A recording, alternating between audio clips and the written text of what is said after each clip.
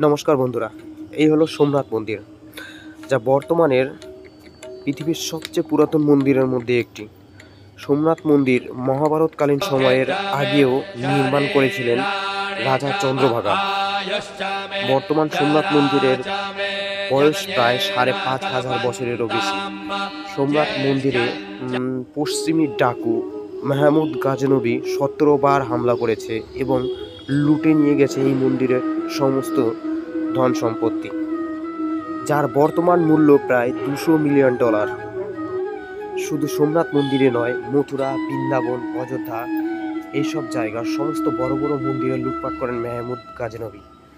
তখনকার দিনে মোট ১৭ বার ভারতবর্ষে লুটপাট করেন মেহমুদ গাজনবী। মেহমুদ গাজনবী ভারত থেকে লুটপাট করে যে সম্পত্তি নিয়েছিল, যার বর্তমান মূল্য $১০০ ট্রিলিয়ন বেশি। শুধু মেহমুদ গাজনবী নয়, ভারত যখন ইংরেজদের শাসনে ছিল তখন ভারত থেকে যে পরিমাণ সম্পত্তি লুট করে নিয়ে যাওয়া হয়েছে, যার বর্তমান মূল্য সম্পূর্ণ পৃথিবীর জিডিপির সমান।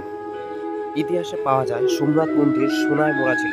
সোমনাথ মন্দিরের প্রত্যেকটি দরজা সোনার ছিল, আর সোমনাথ মন্দিরের পাথরে দামি দামি হীরা, মুক্তা, মানিক বসানো ছিল, যা মেহমুদ গাজনবীকে খুলে নিতে সময় লেগেছিল অনেক। যার জন্য মেহমুদ গাজনবীকে সোমনাথ মন্দিরে ১৭ বার লুটপাট করতে হয়। যখনই সোমনাথ মন্দিরে হামলা করা হতো, তখনই সোমনাথ মন্দিরের দেয়াল ভেঙে ধস্ত করে দেয়াল থেকে দামি দামি পাথর খুলে নেওয়া যাওয়া হতো। সোমনাথ মন্দির বর্তমান সময়ে দেখতে এরকমটা ছিল না।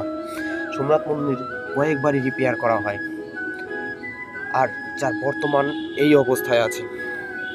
সোমনাথ মন্দির পশ্চিম ভারত তথা গুজরাটে অবস্থিত। এটি প্রথম জ্যোতির্লিঙ্গ নামেও পরিচিত।